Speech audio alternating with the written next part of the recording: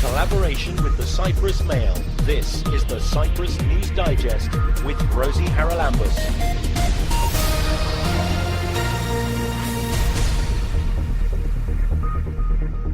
Coming up this week, we get a lesson in forestry. Plans are already afoot for reforestation after last week's devastating fires. The broadleaves will sprout immediately. Conifers will throw the seeds and will have natural regeneration. This is the reason why we have this forest in the Mediterranean region for thousands of years, for millions of years. Fires were always here. The island's yoga teachers are getting together to help. Deciding to not wait for our neighbor to do something, that we are willing to do something all together, and maybe tomorrow someone will hear about this and say, you know what, I want to go and help too. And the BBC World Service engages both communities in Cyprus with its first ever live-streamed World Questions programme. It made us think that the passion for debate is everywhere, so we don't want to just look at Europe, we hope to take this around the world.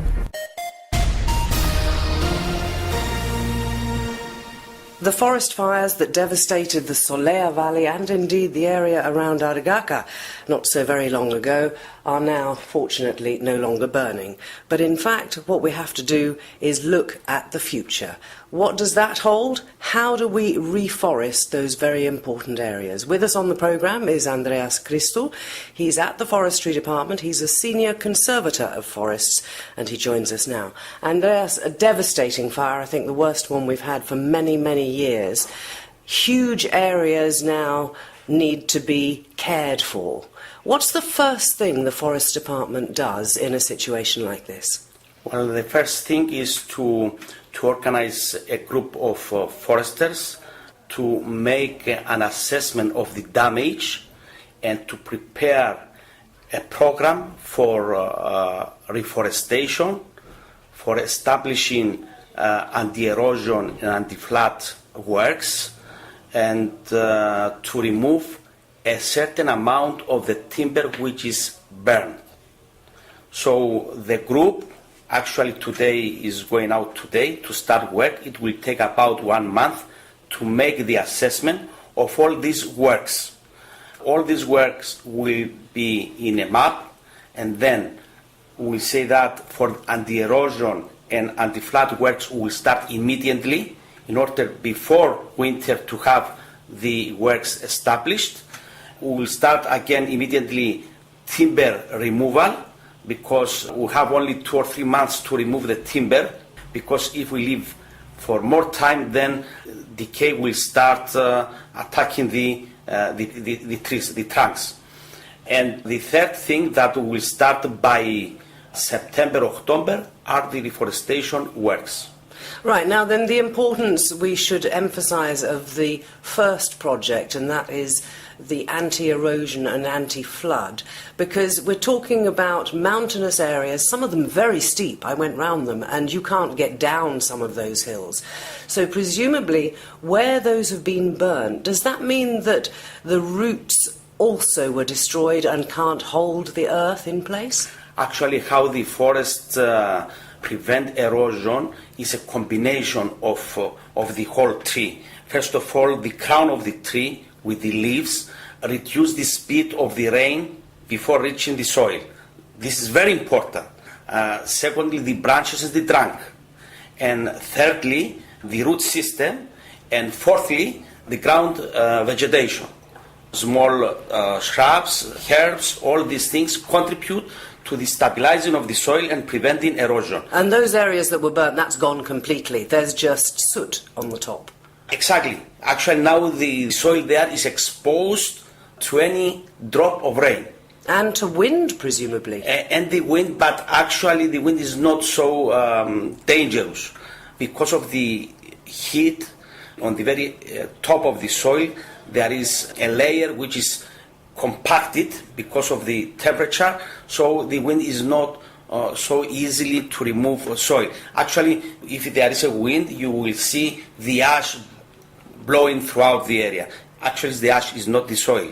Now, you get those works underway. a lot of people have immediately after the horrors of the fires said, we need to replant. And I know the Forest Department has put out announcements asking people not just to go willy-nilly with saplings and plonk them down somewhere. Well, first of all, I will say that this shows that the people here in Cyprus, they're concerned about the environment. This is the reason. And they love their forests. Exactly.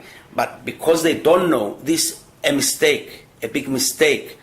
Everything that they are going to plant now, after 2 or 3 weeks, they will dry out.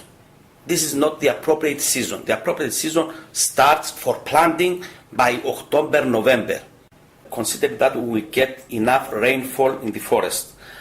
At that time, we will start reforestation works following a certain plan. There are some areas that I think you may leave for natural regeneration. Is that right? What's the advantage of that?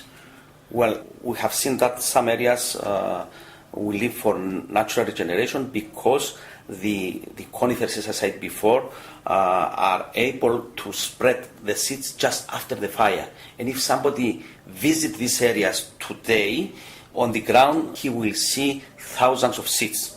These seeds will be covered by the ash and some soil, and by the first rainfall they will start germinating. And this is the natural regeneration. The purpose of our project now, the work that we are going to do, is to find these areas that are capable to carry natural regeneration. In these areas, we will not apply any measure. The only thing is to remove some dead trees for other purposes. So, this is the first thing of the regeneration. The areas that are not capable to be regenerated naturally, we have in our stores of the Department of Forests thousands of seeds of Pinus brutia that have been collected from the area years before for these purposes. And this is for all the forests of Cyprus. So we get this material, this seed, and we apply sowing with workers. So again, this thing will be in October with the first rains. So in areas lacking natural regeneration, that we expect that there is no natural regeneration, we are going to apply seeding. There are some other areas where we will apply planting. We have plants ready in the nurseries, the forest nurseries, where we will use these plants for regenerating areas where it's very close to the road, so we want to have specific spacing of the trees, and these are the areas where people will work contributing to the regeneration. So, come October, you will be looking, I seem to remember in the Cyprus fire a few years ago, you had a lot of volunteers come up and help at the right time when it came to planting saplings or doing other works to regenerate. Actually, for the regeneration, all the works will be carried out by forest workers, knowing very well their work. For these people, volunteers, we will prepare certain places where they are going to apply planting, just to fill the forest, to feel that they contribute to this work of the Department of the Forest, of the state, and making them to love the forest and the trees more. And do the people of these areas, having spoken to many of them during and after the fire, do they offer to, for example, water the saplings for you? Because you don't want to keep sending forestry officials from Nicosia and Limassol up into the mountains. Do you have people on the ground in the areas involved who will, in a sense, caretake after the planting until the rains take over? This is the disadvantage of planting, that you have to take care then for at least 3 years. That means removing the weeds and applying irrigation at least for 3 years, 6 to 8 times per year.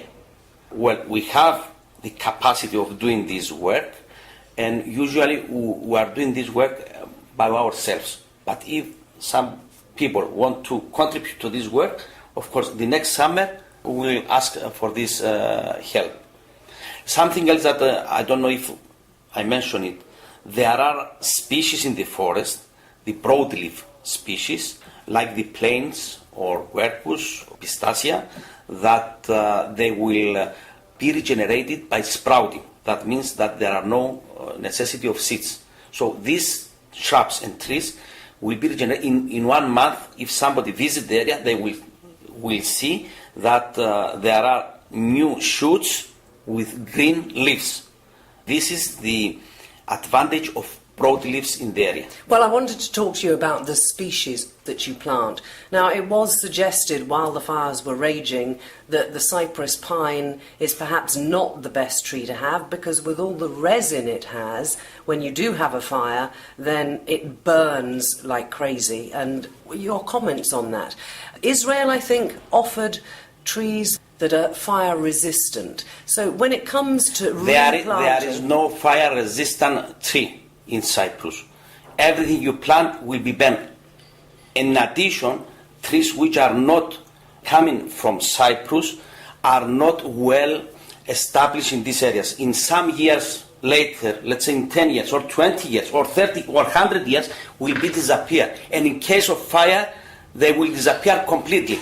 The natural species are able to resist fires by these mechanisms that I told you before. That means the broadleaves will sprout immediately. Conifers will throw the seeds and will have natural regeneration. This is the reason why we have this forest in Mediterranean region for thousands of years, for millions of years. Fires were always here. If you change the species, and this mistake has been done in other countries, then after 50, 100 years, they will start changing, coming back to the original species. So you're going to stick with the species that we've always had in Cyprus. It's usually the best answer, isn't it? This is the policy of the Department of Forest. Will not change the species composition. This forest was a natural forest, and the nature shows which species are appropriate for this particular area. If there is no rainfall, the only species that can grow and give trees is the Pinus brutia. In other countries, it's Pinus calabensis for Greece, for instance. In northern countries, there are species like the Apies fir, which is not fire resistant, but there are no fires there. In Australia, there are eucalypts, but again, we have fires there, but regeneration again, because they have these mechanisms to regenerate naturally. You sound very passionate about it, and you're also smiling, which is a shame people can't see on the radio. But you look as if you're optimistic that although we thought it was, and it was a disaster, it's one that, like for hundreds of thousands of years, our mountains will recover from. We have a very long experience on these ecosystems of Pinus brutia, and the recent example is the fire of Cyprus, which happened in 2007. If somebody visits the area and walk in the burn area, he will see all the species which were there before the fire are present. We help the nature with sowing and some planting, and I believe that it is a success of the nature first, and then a success of the Department of Forest. So it was just a question of a little bit of a helping hand for nature. Yeah, we help a little bit in areas that is necessary to do it. And just to inform the people that they are listening that in 1 year, the cistus is a small shrub of about 30-50 centimeters, will cover completely all the burn area. So the danger is the first year, this year, that we are going to have the rainfall and the floods and erosion. This is the reason why we rush to start establishing this anti-erosion works. In 1 year, we'll have the first cover with green cistus and other herbs that will contribute a lot to stabilizing the soils. Then gradually, Pinus brutia will appear in the area, and we're happy that we save the ecosystem. Of course, people will see the same forest after 100 years. But the main point is you don't want people, especially those with no knowledge, just going out and thinking they can help by planting something. Planting will start by October, November until March, and all the people that they want to contribute, they will ask from the Department of Forest to participate in this work, either by calling us or by writing a letter that we are a group of volunteers that we want to contribute to the regeneration of the area. You'll call for volunteers and Yes. people can then Yes, sign yes. up. Andreas Christou, thanks for joining us. Thank you very much. Keep up to date with events in Cyprus and around the world with the Cyprus News Digest. Well, we're going to stay on the topic of those forest fires just a little longer this week. As we've heard, the Forestry Department is very clear that it needs coordination if reforestation is to be successful. But joining us is a yoga teacher. Now, what you may say, has yoga got to do with the regeneration of our forests? Well, Grazia Eftihiou is here to explain. She and her colleagues across the island of all nationalities have decided to get together with the Friends of the Earth, and they will be trying to raise money to help that reforestation project by running yoga classes. Grazia, who exactly are you hoping to attract to these classes, and what are you hoping to achieve? Well, it's in every major town in Cyprus. So we're having one event in Limassol, well, tonight actually, at 7 o'clock at the Vedanta Center. One in Nicosia, Paphos, Protaras, and Larnaca. And we're hoping to attract people that want to help and contribute to a part of the country that is suffering, that's been through a very, very difficult time. And the yoga teachers independently have gathered to show solidarity, unity, and that we are united. Even though we've never met, we're all from different towns, from various countries, from Hungary to Finland to England to Cyprus, Greece. It's an international effort based in Cyprus. So I think that even if we don't raise a substantial amount of money, the fact that we're all deciding to not wait for our neighbor to do something, that we are willing to do something all together, and maybe tomorrow someone will hear about this and say, you know what, I want to go and help too. I'm not going to wait and just watch the news. And so I think this is important for two reasons. Yes, we are raising money, and it will go to Friends of the Earth to help with the Troodos Mountains, but at the same time, it's in a way waking people up to be proactive and to not be uncomfortable about working with people they've never met, and to become part of a community and a team. And of course, I suppose you don't need to have done any yoga to attend one of these classes. Are they going to be aimed basically at people who possibly have never ever tried yoga before? Yes. It's an open class, so it's for anyone and any ability.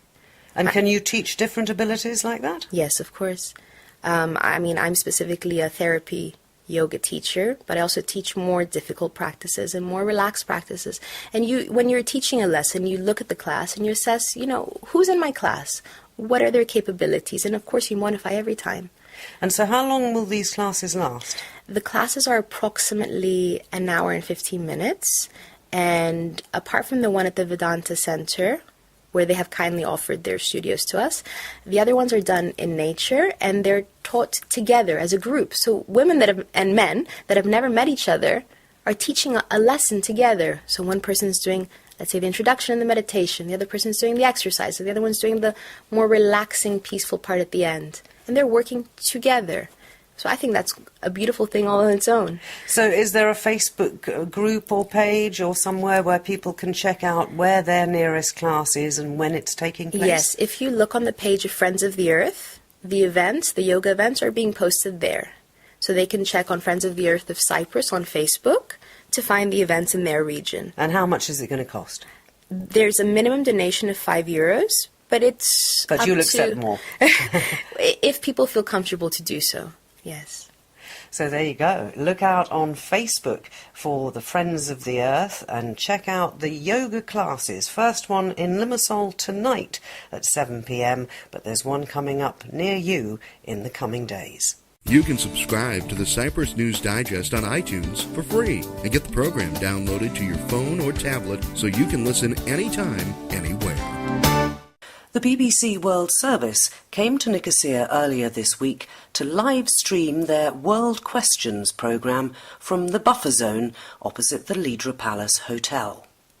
They've already had programmes from several European capitals, and I asked their commissioning editor for the English service, Stephen Tetherington, why Nicosia? We started World Questions about 6 months ago, and we've been to Riga, we've been to Athens, we've been to Berlin. We wanted to go to somewhere, in a sense, a little bit further than we'd been before, somewhere where process of negotiation in terms of looking at different communities and how they relate to each other, and how they relate to the EU, and how they relate to Europe as a whole and the world as a whole, is something, in a sense, the World Service, shall I say, has an interest in. It's always had an interest in trying to understand that.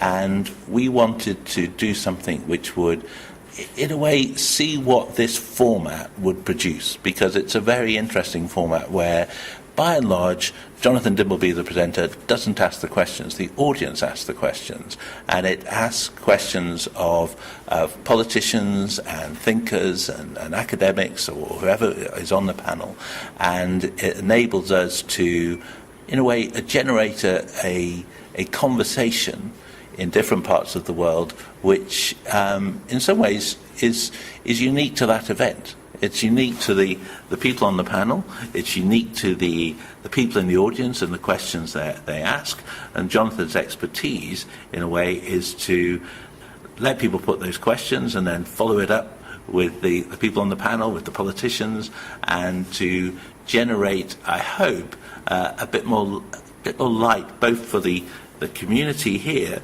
but also so the rest of the world can understand the issues, the complexities in some ways, the passions often, which identify those issues. Well, of course, here in Cyprus, because of the Cyprus problem, the ongoing negotiation, there is a lot of passion. What did you talk about in Riga? Well, of course, Riga was a lot about defence, as you can imagine, because of its own particular history. I think also, in a sense, you have an interesting one in terms of relationships with the European Union, which can, in a sense, look quite far away from where you are, but actually in some ways sort of very much in terms of people's thoughts. There's also quite a lot of discussion, of course, about national identity, and because where you have different communities, quite strong minorities there, a discussion in a sense of the nature of the country, lots to do with history, to do with language. How do I put this? There's common themes in some ways to in lots of different places. And I suppose this is a way of getting the global audience, many of whom know very little about Europe, to understand the workings of the European Union better? Well, we've started off looking at Europe because when we began this, of course, was in the midst of the migrant crisis, in a sense, the mass movement of people into Europe, and a lot of questions being asked, in a sense, about the ability for Europe to cope with this, and that's a big subject. Hence, I presume, Athens and Berlin particularly. Well, partly that, and it's also, of course, the economic side of it, and again, Athens and Berlin, you can see that there. So it was a way of sort of looking at sort of the issues facing Europe at this time.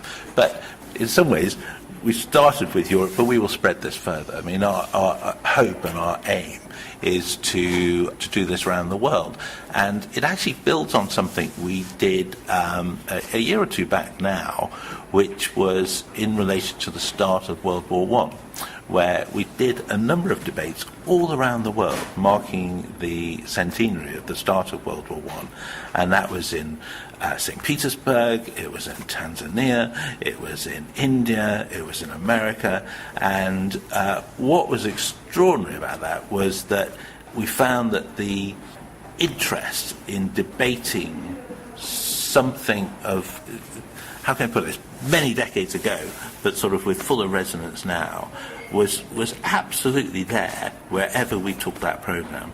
And actually it made us think that the passion for debate is everywhere. So we don't want to just look at Europe. We hope to take this around the world. And is there a particular place you have in mind when you say we'll take it around the world? I mean, is there something particular, maybe a place with a special topic that would be close to your heart particularly? Well, maybe the US before the elections, so that we can understand what's going on there. The US before elections. I mean, and I have to say we have done a number of debates already, not on this style of debate. And of course, this this style of debate where essentially the audience come and ask the questions, I think is a very good debate to take to the US at this time, and it would be nice to do something in the run-up to the election. I think there's lots of places where I would like to take this, and it's also, in a sense, it's a format which we're doing in English, but I think it works well, and often many of our language services, and we have 27 language services, they do similar programs in different languages, and they work equally as well. So in a sense, there's places where English is very strong, in a sense you can do these debates. Places where English is less strong, and you might do it in a particular vernacular language. So, where would I like to take it? Well, we do a lot of debates out of Africa already, and I think it's great to continue that. There's a bit of me which wants to go back to where I went as a reporter. I went as a reporter to Haiti many years ago, and I would just love to do this debate in Haiti. There really isn't anywhere the format can't go. That's the point, isn't it? Yeah. And so when is the Nicosia one on air?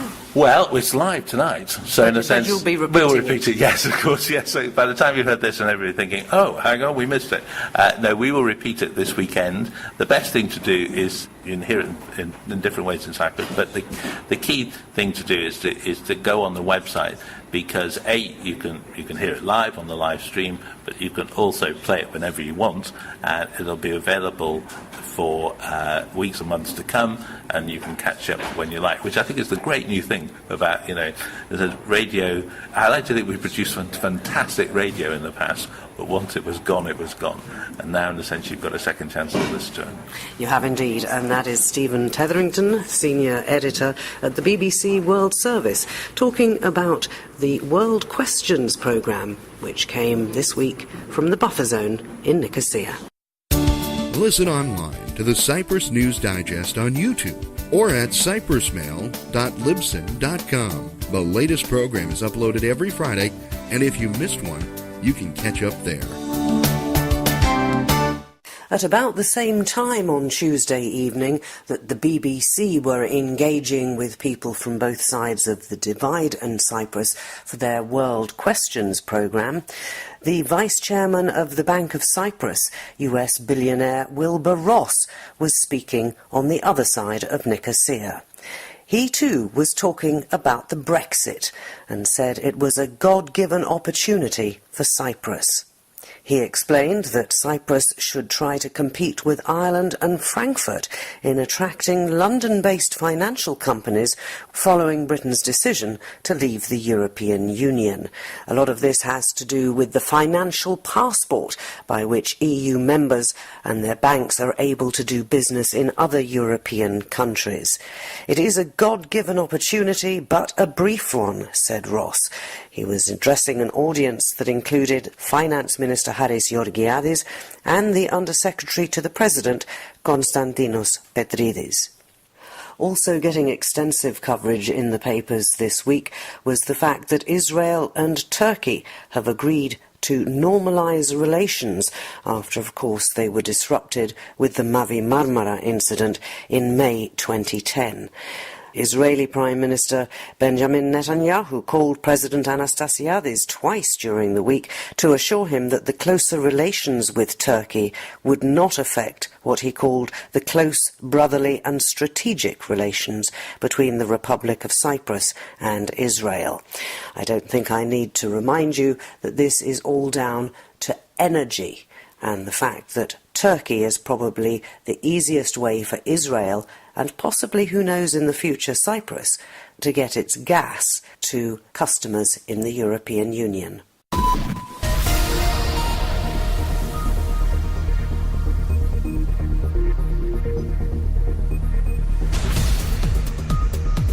Well, that about wraps up this edition of the Cyprus News Digest. Many thanks for your company. Hope you'll join me next week. Till we meet again, take care and God bless. Bye-bye now.